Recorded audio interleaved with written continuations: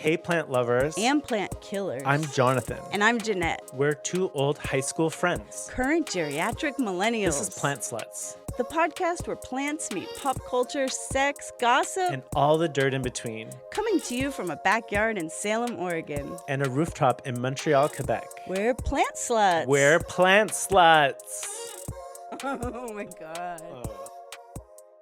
Hey, sluts. Hey, sluts. Welcome to the first episode of our Trail Mix series.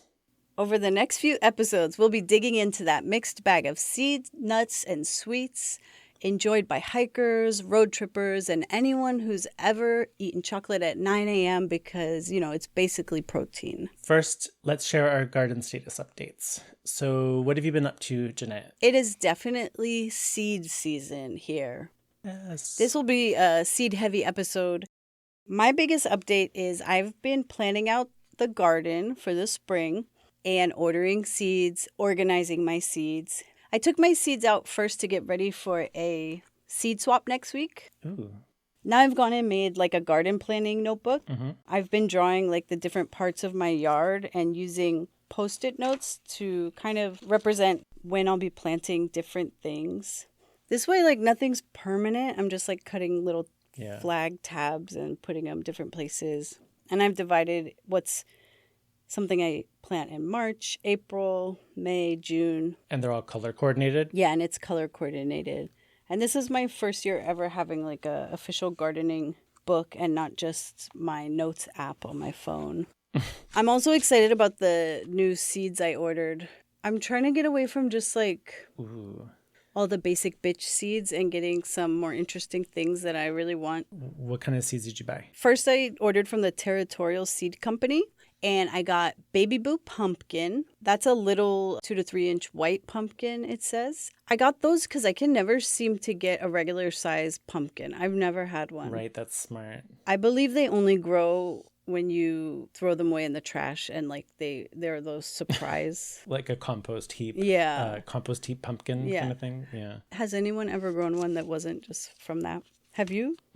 Have I grown a pumpkin? Not directly, but I was in one of the collective gardens. There was a pumpkin that was grown, and I was surprised that it grew successfully because I've also had really hard time growing pumpkins myself. Yeah. So I thought little baby ones, that should be easier. We'll see.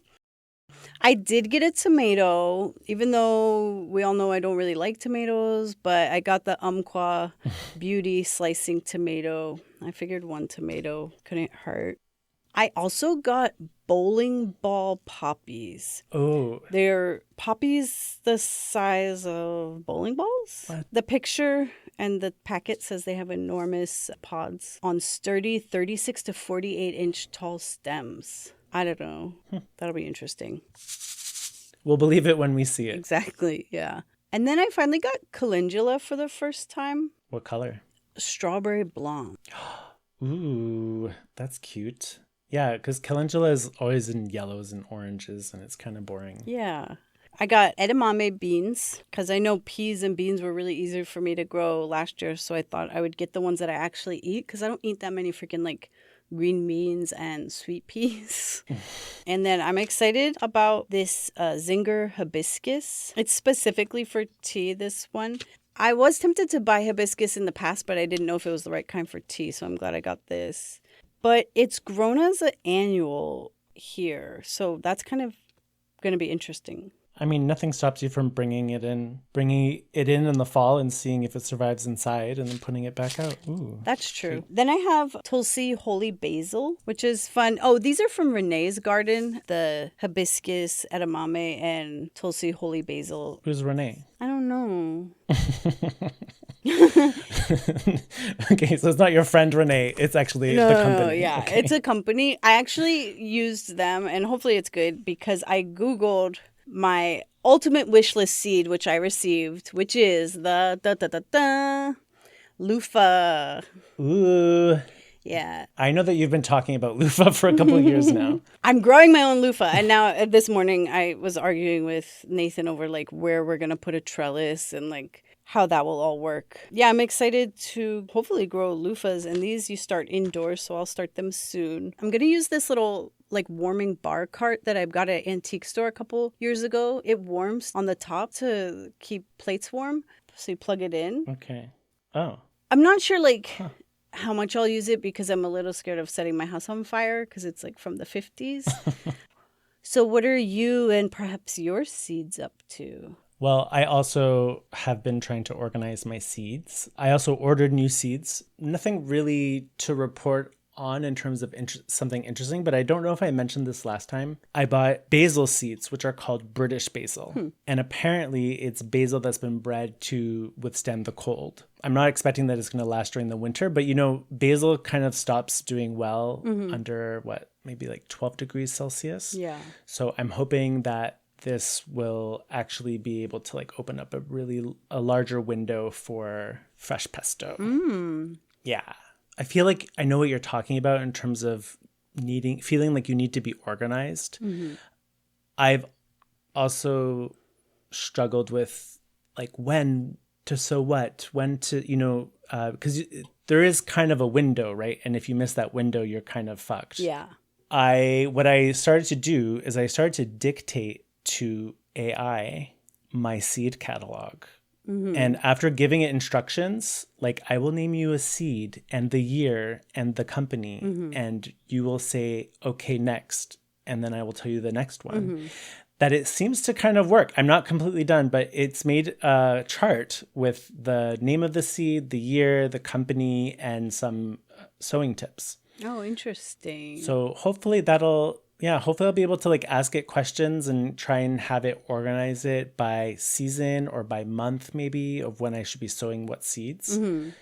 Oh, that seems like a good way to use AI instead of as our therapists. Yeah, you really need a real therapist, Jeannette. Have you heard about, how AI is bad for the environment kind of thing? Yeah, I have. So I was talking to the computer science teacher, and they were talking about how, yes, it uses water, and yes, it depends on where it's getting the water from. So if you're in, Seattle versus Arizona, it could be taking it from the water table or, a deep groundwater. But also, and I'm not sure because I haven't researched this, comparatively with a beef patty, you would need to do 3,000 searches to use up the amount of water eating beef uses. I've also heard, the critique that it uses up a lot of water. But the thing is that I think we're comparing apples to oranges. What happens is these servers, they take groundwater in order to cool the server, the equipment. They don't use up the water and it disappears. It's taken up and then either injected back into the aquifer, or sometimes it might be then put into another water system. So it could be a creek, a river.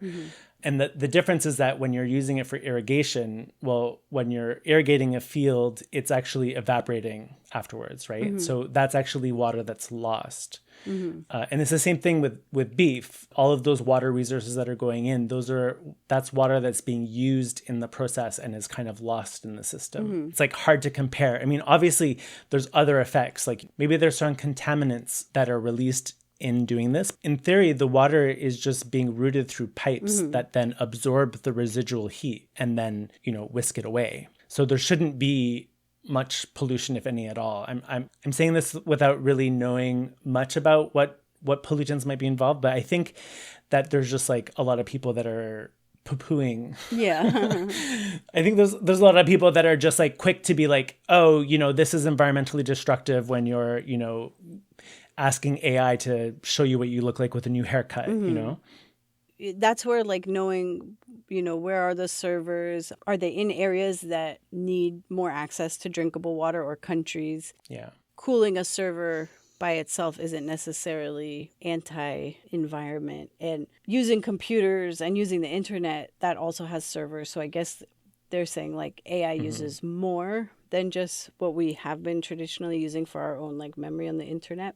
I mean, I will continue to tell my mom that AI is bad for the environment when she sends me fake pictures of her and family members glamorized. But total waste of Yeah, resources. I'm like, hey, this is wasting water.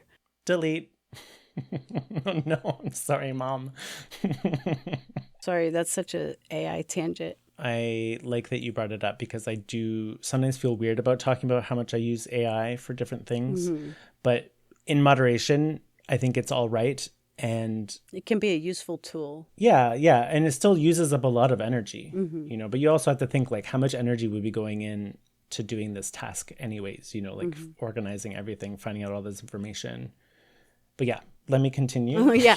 And what else has been going on with your garden? Yeah. So I've sown some seeds already. So Wow. I sowed peppers and eggplant. Peppers? I follow someone called, I believe, Canadian Gardener. So she's somewhere in Canada, to be honest. I'm not sure where. I assume she's somewhere in northern BC.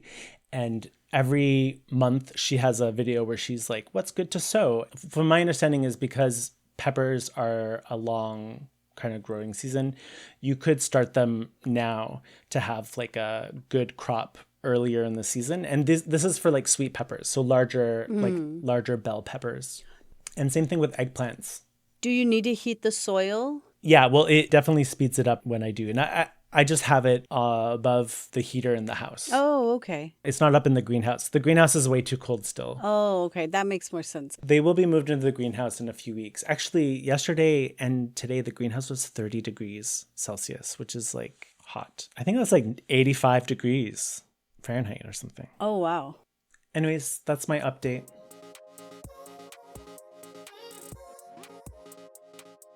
Now it's time for us to try weed. Oh my God.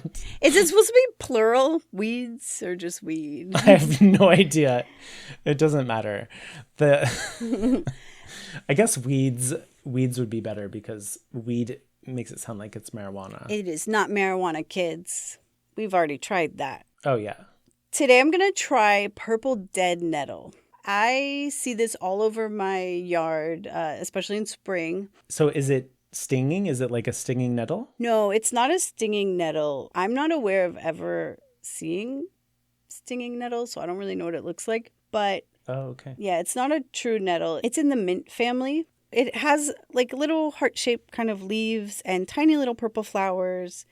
And it pops up everywhere. When I was walking my dogs this morning before I got it out of my yard, I saw a big patch in someone else's yard. And I almost went to steal some, but, I don't know what they do with their yard, so I didn't. Yeah. So it doesn't sting like true nettles. It's edible, and you can use it like to just eat or in tea, like I'm going to. And people have used it for herbal remedies because the anti-inflammatory properties, right? Which kind of makes sense. Everything we've learned about mint, like lemon balm in the mint family, it feels like we should all be having a lot of mint all the time. Right. It's all anti-inflammatory. It's easy to find and know that you've got the right thing because, one, there aren't any lookalikes, like really close lookalikes, but it has the square stem like all mint family plants. Okay. It kind of has like fuzzy leaves. People say, you can use it to make like wild greens, like salad or pesto with like chickweed and dandelion greens and other backyard weeds. I have some nipplewort I've been eyeing that grows all over my lawn. Excuse me? Some. Yeah, and nipplewort. Maybe next time I'll try the nipplewort. Nipplewort? Oh. I saw something about blending it into smoothies. Maybe I'll have a nipplewort smoothie. But anyway, back to purple dead nettle, sometimes known as red dead nettle. But you have to be careful because large amounts could have a mild laxative effect. So I don't have a large amount on me right now. So what I did was I didn't have time to dry it because I just picked it this morning. But I rinsed it, soaked it, and then I put it in a cup with hot water for tea. I put it in a diffuser, but then I put some leaves in without. Okay. So I'm just going to try it. I mean, the water still looks pretty clear. Like, nothing's changed. Okay. It smells like... Does it smell? Yeah. It smells like... Just like outside, like grass. I don't know. Just like outdoors. I'm going to have my first sip of purple dead nettle. And I'll be super anti-inflamed. Okay, you went for a second sip. It's not good. It's like earthy. It's not bad. It's just like not good. It's not mint, you know. I didn't put any like honey or anything in it. So it just kind of, Right. I could see drinking this medicinally if I was looking for that. Maybe saving some and drying it to have on hand if I was trying to have like an anti-inflammatory mix. But I think I would mix it with something else. There's not much flavor. Yeah. And there's something very like chlorophyll about it. Is that a flavor? Would you say it's a bit grassy? Grassy, yeah. Yeah. Yeah, well, then you could mix it with like lemon balm or something like that, right? And it would have a better taste. That's what I could see. And I grow a lot of, you know, those flavored mints. So I could see mixing it with something and give it a little more oomph. I'm trying the leaf that was soaking by itself now. There's no strong taste to it. Yeah, I don't really taste anything when I chew on the leaf. They're interesting because they're the first flowering mints that come out in the spring. So really good for pollinators. I didn't want to pick too many today because I wanted to save some for the bees. So they're flowering right now in your backyard? Yeah, they're flowering right now in my yard and other people's yards. I remember I tried to collect some last year, and by the time I was ready, they were kind of gone. So I think they kind of are fleeting, and then they'll probably be too tough. So you definitely, if you want to try them, try harvesting or foraging for them now and save them up for some like dry tea. I'm glad I finally tried them. So you'd rate it like a low kind of like 2 or 3 out of 10? For flavor, it's definitely low. I think for medicinal properties, it's probably better. I would have to look into it more. The mallow was a little more like, oh, I can see like needing to put something in a salad and grabbing some fresh leaves from that. But learn what it is so you can just like pick one up and eat it to impress and scare your friends. Do you think you would ever drink that spruce tea from last episode? Or have you been? The Austrian pine tea? No. I haven't given it much thought, to be honest. But actually, no, that's not correct. Because I have been thinking about it in that there are a lot of these old-timey cough syrups that you could get at the pharmacy. And I realized that they have a lot of like pine and fir in them. I have one that I take sometimes when I'm feeling really sick. That's what came to my head, you know, since I've had that tea, is like, oh, actually, you know, it is some sort of folk medicine that's still kind of around.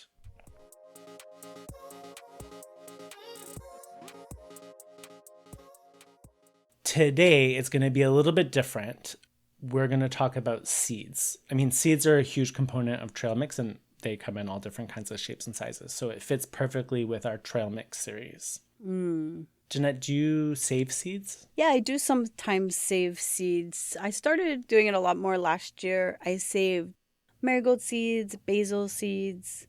It's a really good excuse to let your basil flower because you're like, I'm doing it to save the seeds. Yeah. Because everyone wants to tell you, pinch it off. Like, I need it. I need the seeds.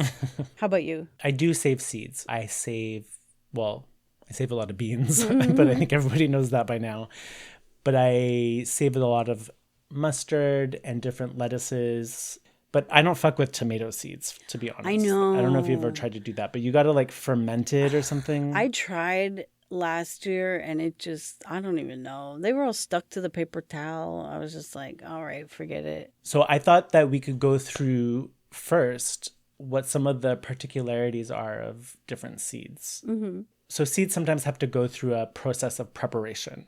Have you had to prepare seeds before germination? Yeah, like making sure they get cold. Exactly. Most people think you can just put a seed in the soil and it grows. But a lot of native seeds, and especially those in Canada and other like temperate locations, have dormancy issues. So they need specific triggers to wake up. The first is stratification. This is that some seeds refuse to put out unless they've been treated with a cold shoulder. So they kind of need a fake winter, which means a couple weeks in your fridge in a damp paper towel that convinces them that it's like safe to come out. Yeah, I'm going to be doing that with my showy milkweed in the next few days. Yeah, so some other seeds that need stratification, I can think of what I have actually in my fridge right now. Coneflower. Yeah. So echinacea needs stratification. I just put one called Ratibida pinnata, which is also known as prairie coneflower, which kind of looks like an echinacea, but it has like longer yellow petals that kind of bend back. Poppy seeds need it. Poppy seeds need it as well? Yeah. Oh, okay. Except this giant bowling ball one didn't say it needs it, but all my other ones have. Oh, okay. Interesting. You were talking about putting it in the fridge, but for me, like sometimes that would just mean like planting annual flower seeds in the fall so they do go through winter outside. Yeah, you could do that. I mean, you could just be more precise if you do it first in the fridge and then you can sow them in trays and plant them where you want. You know, you have like less control. Because the squirrels eat them. If you want a wildflower garden, then, you know, you just sprinkle them around. What are some other triggers seeds need to wake up besides cold stratification? So have you heard of scarification? No, I don't think so. So it's like the BDSM of botany. Okay. Some seeds have seed coatings that are really thick and hard. Mm-hmm. Like morning glory does, and so does nasturtiums and lupins. Uh-huh. They literally need to be nicked with a knife or rubbed with a bit of sandpaper to let the water in. I have heard of that. Yeah, so they need to be broken, you know, before they bloom. And another need that some seeds might have is to be bathed in acid. Wait, what? They need an acid trip. They need to go through an animal's digestive tract, and it's the acidity in the stomach that triggers it to then germinate. Obviously not inside of the bird. It's not that quick, but that way it knows that it's been brought somewhere else. I've never heard of that. How do people imitate that? Or do they? Well, that's for another podcast. Oh, ew. No. I'm not really sure, but I have had some instructions of seeds that ask me to boil the seeds, and I think that might imitate the kind of like softening that would happen, you know, if it was bathed in acid. Mm-hmm. It's not a hard rule, but it's what kind of helps for it to then soften and germinate. Some of these might work with each other. Yeah. Scarification is the physical barrier. Mm-hmm. The seed needs to be broken. It wants to get... Ooh, breaking the seal. Yeah, it's about breaking the seal. Stratification, it prevents the plant from germinating too early because you don't want it to germinate in the fall right before it's going to get fucking cold and die. Yeah. It gives it a good break to then start earlier on in the season. There's also a double dormancy, which is the ultimate kind of diva. Double Ds. They need both a cold period as well as a warming period, and then another cold period. Oh, I feel like I've heard of this. I actually just received 2 seed packets. One is red trillium, and the other one is red baneberry, which both require this double stratification. So I received the seeds already having gone through the first cold period. And so now they're left out for 30 days, and then I have to put them back into the fridge after the 30 days. Seeds are so dumb. They don't even know that it's only been 30 days and not a whole year. Yeah, they're real dumb. Are the red trilliums you got the same ones that you see in Oregon? I'm not sure. I know that trilliums are indigenous or native to this area, Quebec and Ontario. I think they're spread a little bit everywhere. I'm not sure if it's the same variety, but I know you're told not to like mess with them or pick them because it's so hard for them to be in the right conditions to grow. And so now hearing that they also have the double dormancy, it's like big diva behavior. Yeah, they're like, don't touch me. Don't look at me. Don't touch me. Don't touch me.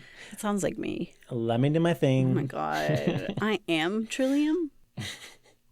Yeah, seeds aren't really dumb, though. They sound very complex. Yeah, I mean, they have really complex chemical components inside that need certain triggers that, you know, then begin to digest the seed or to release nutrients or, you know, it's all so specific. Mm-hmm.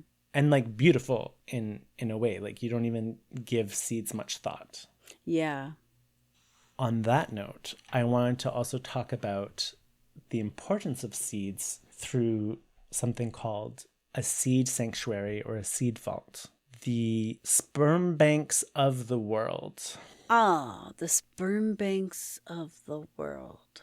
Wait, what? Like, have you heard of like a seed vault? I have heard of seed vaults, and I'm always confused about the best by date because I feel like you can't just grab a seed and hide it for a million years and hope it germinates later. But I don't know, maybe you can. So there is one famous seed vault called the Svalbard Global Seed Vault. It's in Norway, and I'm not sure if I pronounced that correctly. So it's the ultimate doomsday kind of like prepper stash. They've buried deep in the permafrost a repository of seeds. And I think in those cases, they are kept at a certain temperature that they can be kept viable for a very long time. Oh, kind of like leftovers. It's like a deep freezer. It acts like a safety deposit box. Different countries will send seeds there. So seeds that are important, economically or culturally to a country.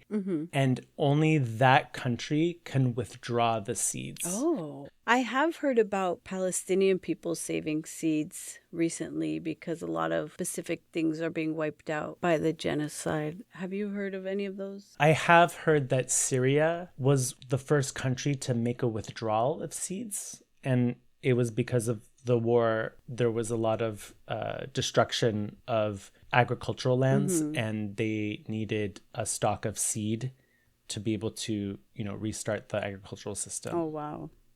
That's horrifying, but amazing that we've thought of it. Nowadays, with the corporate control of biological materials and with the industrialization of the agricultural system, it's really important to save these seeds. We don't know when we'll need to find a variety that's, adaptable to whatever fucking emergency happens or wherever we're headed. Yeah.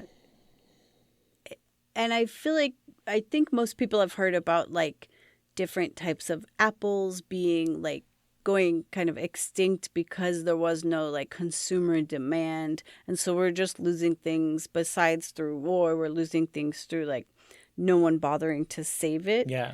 Hopefully there are more seed nerds out there. Have you heard of seed libraries? I have, yeah. I actually tried to find one today. Oh. I went to the Salem Public Library to see if they had a seed library. And according to the librarian that I bravely spoke to in person, they do not.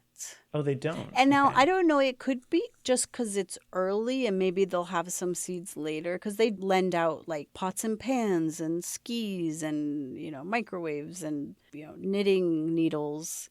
Yeah, I was surprised that they didn't have a seed library in the state capital's main library. They have a local plant slut who might be able to, advocate to have a seed library. I'm going to get political as hell. Yeah, so a lot of seed libraries operate like basically a library. So you'd borrow seeds in spring, you'd grow the plant, maybe you'd let some of them go to seed, and then you'd return the next generation of seeds in the fall. That's actually amazing. I didn't think that it was a kind of return system. So it basically breaks the cycle of buying seeds every year. Yeah. And I guess in that way, it's kind of an anti-capitalist, community-driven initiative that keeps heirloom varieties alive, like you were saying, big agriculture doesn't care about, or at least they don't care about yet. Yeah, and you always see the same seeds, the same plants. Like if you only have access to like a Home Depot nursery, you're just seeing the same brands of the same seeds.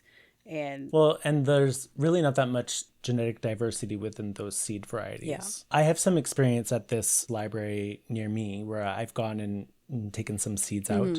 There was actually a really high demand, so they only allow you to take 4 different varieties at a time, and they only give you like a certain amount of seeds in each of the packets. Funny story. I will start this off by saying that I don't really eat many gummies, like THC or CBD gummies. Okay. It's not very often that I do that. Yeah, I've never heard of you doing that, honestly. That sounded sarcastic, but I meant it. Like, that is not something that you're into, as far as I know. But there is a time that I did take a gummy. Okay. I'm not sure what was in my mind. But then I like took a gummy and I think I was like, I'm going to go do errands. And one of the errands was to go to the library and pick up a book. Nothing to do with seeds. It was a landscape architecture book or something. I walk into the library and all of a sudden I'm like, actually, I'm like really high right now. Like, ooh. should probably go back home. And like right then I run into someone who was also a member at the collective garden that I was at the time part of. And he's a librarian. And he's the one who started the seed library. Oh. Anyways, and so I don't really remember what was being talked about, but he's also very attractive. So like throw that into like the awkwardness of me being like, oh my God, he's so cute. I just like blabbered on and on and on. And at some point, all I remember is I walked away from that conversation with like a huge pack of empty seed envelopes and the expectation that I would return with seeds. And honestly, I was so embarrassed because I definitely looked really high. I never went back to the seed library. I can imagine you thought you were blabbering on and on, but in reality, you said like 2 words in like a really paranoid way. And in your memory, you're like, I wouldn't stop talking. It was hours and hours. It was like 30 seconds of like, hey, oh, do you want to bring some seeds in? I know you love gardening. Okay, thanks. Bye. And you're like, I talked all day to this guy. Wait, did you ever see him again, though? No, I'm not sure. This was many years ago, but I'm no longer part of the collective garden. Just because now I have my rooftop and that's taking up enough of my time. But if he somehow listens to this podcast, please email us. plantslitspod@gmail.com. Jonathan wants to know what you're up to. Sorry, he was high that time at the library. Okay, so you laugh, and you think that it was all in my head, but can I tell you another time that I took a Yes. And okay, I don't know if this is like off subject. Good. But there was a kid that was run over by an SUV in this neighborhood in Montreal. Right. And there was a demonstration of neighbors to, ask the... Oh, you thought that I had run over the child. Is that what you thought that I was going to say? I got high. Where is this going? I don't know if this is off subject. I'm about to admit to committing a crime. No. So there was a protest, or rather like a demonstration for better road safety. I was with me and my ex. We were together. We were on the way and I was like, oh, I'll take a gummy right before I leave. And so I took the gummy and we arrive at this demonstration, which basically had like 10 people in it. It was really small. They were all neighbors. They all knew each other. And so my ex and I stood kind of off to the side and held our little signs, which were really written on, I think, like 8.5 by 11 letter-sized paper. I drew with a marker, that I went over several times, to make it look really thick and obvious, what I was writing. All of a sudden I was like, I am really, really high. I shouldn't have taken that gummy. Like, what's going on? Next thing I know, like I come to my present time where I'm like, like when you're really high, you kind of like fade in and out of like in your head, around you, in your head, what's actually happening around you, So like at one point I'm like, what's happening? And there are 5 or 6 photographers who formed a circle around me and my ex and were taking photos of us. What? Including like a camera crew for television. And it's because none of the parents had any signs. Oh. And my sign said, I'm high AF. There is no such thing as a traffic accident. Wait, that's like so deep when you're high. There's no Which like thing. At one point when I was high, I was like, wait, does it look like I'm denying that this kid was run over? Or that like, does it sound like I'm accusing it as like a hit? Yeah, like someone had a hit on the kid. You murdered this kid and then you let them know it was not an accident. I was just like in my head being like, and this guy from CBC, which is the Canadian Broadcasting Corporation, actually the Radio Canada, so like the French one, like started interviewing me and my ex and I don't know what I was saying, but it was in French and I was high. So it's like, it was hell. I was just like, why am I so high? And why are there all these people swarmed around me with photos? I would be upset if that happened sober Like high is just Yeah. terrifying. In the next couple of days, I got a lot of comments from like my colleagues and my uncle even saying, "Oh, I saw you Oh on my TV." God. That's so embarrassing. And just like, yeah. Anyways, so I have a history of taking gummies in really inopportune moments. And I think I've not taken gummies since. I think the second time it happened, I was like, no, this is not for me. I don't make good choices. That in itself is a good choice. Another example that I want to talk about is these more unstructured kind of networks of people. So one that comes to mind is the Experimental Farm Network, which I think I talked about before. Mm-hmm. It's a massive open source kind of group project. So it's plant breeding that's not done by guys in a lab coat at Monsanto, but radical plant breeding. The Experimental Farm Network connects plant breeders with thousands of volunteer gardeners that grow out kind of weird experimental new crops. And the goal is to breed plants that can survive climate change now, not in 20 years or 30 years or like 5 years. So it's kind of like what you had asked about the seed vaults, Yeah. right? So the idea is that they are growing these seeds. It's an active project. Yeah. It's not necessarily just sitting there. It's like being kind of moved around and distributed. And in that way, the plants end up being kind of iterative genetic families. It sounds more like the seed library where you borrow, but then you return because it's a live thing. You're keeping it, the cycle going, versus when you hear about that seed vault where it's like just some stale ass seeds frozen somewhere. That's not as like reassuring as new Right. seeds that are resistant to new bacteria or different bugs that have moved into different regions, like how we have I think it's the northern lantern beetle that has come into the US, or the emerald ash borer that's destroying trees in the Pacific Northwest. The important thing about groups like this is that they're open source. If you breed something that's like a cool new tomato or something like this, it belongs to everyone. And there are some cool examples. Like, for instance, they've developed a perennial sorghum that, like a grass, comes back every year, but doesn't require farmers to plow the soil and release carbon. Also, a cold hardy avocado Oh, that can survive a freeze. people doing the important work for millennials. Yeah, basically. Anyways, it's really cool, and I really would like to explore more like what some of these projects are. And it brings me to another kind of example, which is seed sanctuaries. They're a little bit different, but I mean, all of these kind of overlap in some way.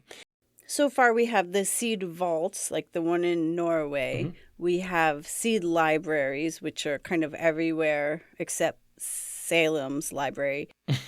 And then we have seed networks, which is people kind of creating and sharing new seeds. And then this is the seed sanctuary. Exactly. An example is one here in Canada near what we know as Kingston, Ontario, in Tyendinaga Mohawk Territory. There's an organization run by a group called Ratinenyantos. My apologies if I'm not good at pronouncing. It basically translates as, quote, they are farmers of seeds. And the story is that for a long period of time, there was a group of Catholic nuns called the Sisters of Providence that ended up moving to Kingston from Montreal because Montreal was rapidly urbanizing and they didn't have any more agricultural land. And they moved to this area near Kingston in order to keep farming land. And they kept a repository of seeds in their community. And nowadays, there's this whole movement towards decolonization. And in that spirit, they ended up transferring this repository to the Indigenous community. Were the seeds native to the area? They're like heirloom seeds to, that area of Canada, so the St. Lawrence Great Lakes region. They called the ceremony a rematriation as opposed to a repatriation. And it kind of honors this idea of the mother or women being central to Indigenous cultures. To compare this to the doomsday kind of vault in Norway, where seeds are frozen and asleep, this is a sanctuary. So the seeds are actually never frozen. They're grown out every year. And then those seeds are returned to the store. To the store to get your money back. To the repository. Like getting money out of Home Depot, like, let me get a $5 refund for these seeds. Like, do you have your receipt? No. Can I just get a store credit? And I guess the philosophy is in some way consistent to a lot of indigenous philosophies. Seeds are not objects. They're not resources. And they're not something that you can just store in a drawer or in some sort of vault. They're actually living relatives and ancestors. You have to sing to them, you have to grow them, you have to let them pollinate in order to keep them alive. So I thought that was a really great example. And what's it called again, the order? The Sisters of Providence. This is actually a religious order that has quite a big footprint. They even have a chapter in Oregon. Oh, wow. So now that we've learned so much about seeds and how important it is to keep them and to share them, do you have any tips on knowing like what seeds to keep or what seeds to save, or saving seeds that maybe we haven't thought of in our own gardens? Mostly I would say work on saving the seeds of things that you plant a lot of, things that you really like. I have a certain lettuce, for instance, that I really, really enjoy. And so I let it go to seed and I collect the seed and I replant them next year. I mean, there's nothing that feels more special, I guess, than knowing that you have the 5th generation of this type of lettuce that you're planting out this year. I always wonder, when is the seed ready? I know, like, waiting for the flowers to get brown, and then like a few plants, I think I waited too long, and because it gets so wet here in the winter, they got mushy and moldy. Right. I mean, that's not a problem here, but sometimes seeds will also continue to ripen and still be viable if you cut them off a little bit earlier than you would think, and then letting them dry like indoors or something like that. Okay.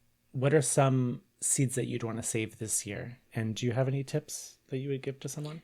Well, from last year, I saved some grocery store basil seeds because I was growing purple basil, and I still have a lot of purple basil seeds left, so I didn't save any. But I didn't have any green basil, so I thought, oh, I won't buy any. I'll just save it. Marigolds are super easy to save, so I saved like way too many, and then realized I really don't like marigolds because when the smell of them gets on my hands, like I can't get that taste out of my mouth. So now I just have a ton of those. So let me know if you want some, anyone listening. A giveaway.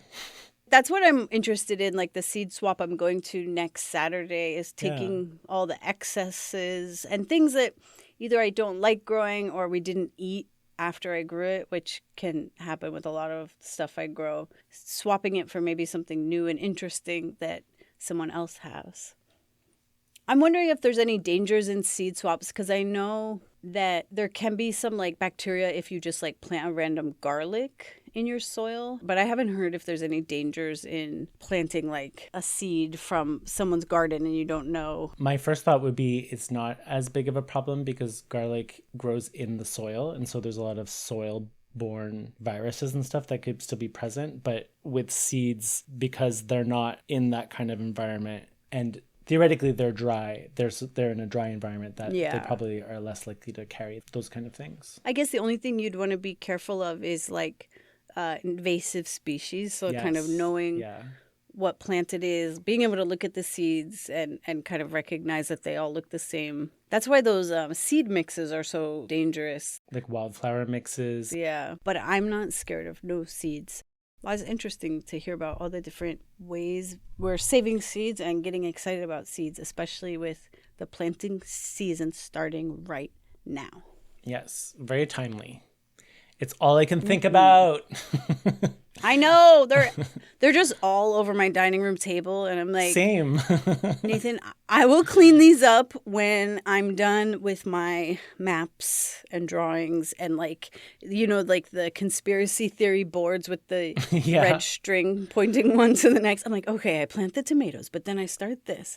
And this has to be next to this. Yeah. And they'll get the most sun if they're in the front. but what should go in the back? Yeah. It's like a math problem. And like, when should I sow these to make sure that they grow out once these are harvested and replace, Yeah. And I'm barely into that phase of gardening that you're talking about.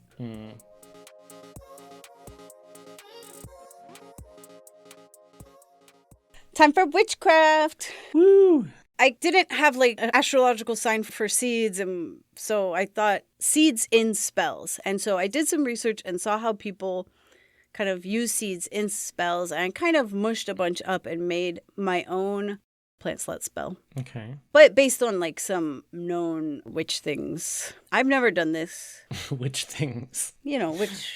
Witch things. Yeah. It has a lot of parallels to therapy things, you'll see. When we're thinking about seeds, we want to remember they're the offspring of plants and trees, and each one symbolizes new beginnings. They also undergo significant transformation to go from seed to start germination. So that makes them really good for spells and rituals focused on that transformation and breaking habits. I like that. As you're starting with your seeds this season, there's a simple way to turn that moment to set intentions for the year or for the garden year. And it works especially well with the new moon. The new moon symbolizes like fresh starts. And when is the new moon? The next one after this episode comes out is actually March 19th, which is a great time for planting where I am. The new moon is like the beginning of the new phase, so it's a good time to try something like this, for extra power. You want to like see how many power-ups you can get when you're doing a spell. People often use the new moon to like set goals or start projects. So you'll need a spot or a container with soil. You'll need seeds and you'll need water. And optional, you can leave your water out under the full moon to make moon water. John, have you ever made moon water? No. That's just when you put the water out under the full moon. That's the full explanation. I mean, I'm sure I've left water out on a full moon. That counts. So I have maybe created full moon water. Moon water. As I read and try to see like legitimacy or history of any of these things, people say like, well, the entire earth is covered in moon water, like the ocean's all moon water. So profound. I think it's more about like setting intentions and using things like purposefully. So putting water out under like the new moon in a certain zodiac sign could symbolize something, or in the summer for like summer water that you would use in the winter. But for this spell, what you'll want to do is hold your seeds for a second and think about what you want this season to represent. Maybe it's trying a new gardening technique or system, or it could be something personal. And seeds are a great reminder that growth doesn't always happen on our timeline. Some things sprout fast, some take weeks, some need that cold stratification or that BDSM to wake up. Some need to be smacked a bit. Yeah, exactly. And that's kind of how life works too. So as you're planting your seeds in the soil, you're going to say, I'm starting something new this season. I'm making space to learn, change, and grow. If you don't say it, it's not witchcraft. It's just gardening. So you have to say something like that, or you can change it. It doesn't matter. It's also very close to like being intentional, which your therapist probably tells you to do. It's like the same thing. The more you read about witchcraft, you realize your therapist is probably just a witch. Anyway, then you cover your seeds with dirt, water them gently with your moon water, and think while you're watering that growth takes time and I'm allowed to grow at my own pace. Even if these seeds ghost me, at least I tried. And then every time you water or check on your seeds, take a moment to reconnect with those intentions you set. And even if the seeds fail, because to be honest, that happens a lot, it's the act of starting it that counts. And that new moon reminds us it's about beginnings, not perfection. Because against all odds, these tiny little capsules of life transform into some of the most magnificent living organisms on Earth. Oh, Jeannette, that's so beautiful. Thank you. Do you think you'll try a seed spell on one of your plantings? Yeah, I think I would. It sounds like something I need to do. And you can You can say anything you want. You don't have to follow my script. No, is there a script? As you plant it, you say, I'm starting something new this season. Oh, right. I'm making space to learn, change, and grow.